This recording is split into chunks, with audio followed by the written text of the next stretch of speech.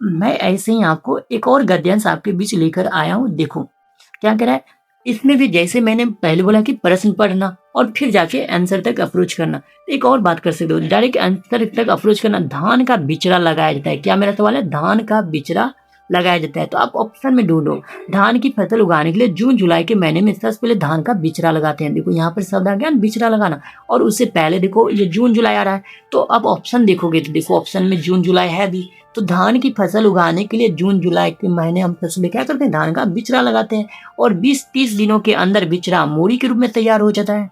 ठीक है, जिसको अपना लोग बिरार बोलते हैं गांव घर में, तो उसे क्या बोला जाता है, मोरी। ठीक है, जो कितने दिनों में तैयार हो जाता है, 20 से 30 दिन में रेडी हो जाता है। ठीक है, अब करें मोरी को उखाड़ कर फिर उसे खेतों में लगाते हैं। धान के खेतों को पर्याप्त पानी देते हैं।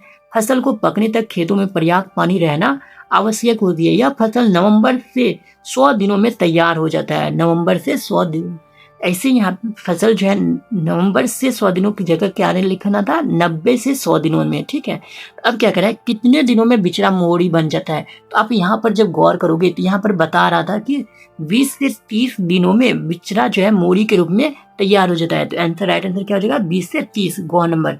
अगला है मोरी का क्या उपयोग होता है। तो मोरी को उखाड़ कर उसे खेतों में लगाते हैं। तो क्या हो जाएगा, खेतों में लगाने के लिए। मोरी का प्रयोग किस में करते हैं, खेतों में लगाने के लिए। धान की फसल कितने दिनों में तैयार हो जाती है।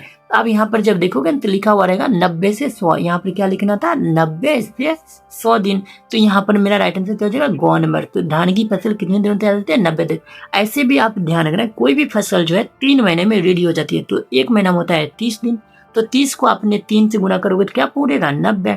इस तरह से आप ध्यान रख सकते हैं। ठीक है, तो चलिए मिलते हैं नेक्स्ट एक और सीरीज में आपके बीच लेकर आऊंगा बेहतरीन ऐसे गद्यांश। तो आप देख सकते थे कि किस तरह से अभी हमने एक गद्यांश की जिक्र किया, आपका बौद्ध धर्म संबंधी था और दूसरा फसल संबंधी था। फुल्ली आपका मैं अभी सेशन लेकर चल रहा हूँ नए पैटर्न पर आधारित। और ये मैं बता दूं, ईवीएस में जैसे 15 एमसीक्यू कराया जा रहा है, तो मैं आपसे किसी और पार्ट में एमसीक्यू भी करा रहा हूँ। तो अभी हमारे चैनल को सब्सक्राइब करें और बेल आइकन को भी दबा दें ताकि आपके तक हर एक वीडियो पहुंचती रहे। तो चलिए मिलते हैं नेक्स्ट पार्ट में, आपके बीच बेहतरीन में सिलेबस ओरिएंटेड लेकर आऊंगा। तो आपसी का वीडियो कैसा लगा, आप एक छोटा सा फीडबैक दें। और तो आपको जो सब्जेक्ट में आपका वीक है, जो सब्जेक्ट में आप चाहते हैं कि अरे मेरा मैथ में यहाँ पे गड़बड़ी हो रहा है, हिंदी में विलोम शब्द हो, चाहे पर्यायवाची हो, चाहे संधि हो, कोई भी चीज हो, तो आप कमेंट में बता सकते हैं, मैं उस पर आपके बीच लेकर आऊंगा। चलो आज का मैं लास्ट एक आपके बीच सवाल दे रहा हूँ, बताओ तिस्ता किस राज्य की मुख्य नदी थी। तो आप जल्दी से इसका जवाब कमेंट बॉक्स में दो। मैंने क्या कहा, तिस्ता इस राज्य की मुख्य नदी है।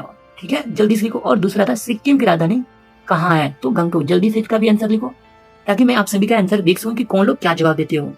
क्या मैंने सवाल पूछा, सिक्किम की राजधानी कहाँ है, सिक्किम की राजधानी कहाँ है, जल्दी से जवाब दो, सिक्किम की राजधानी कहाँ है।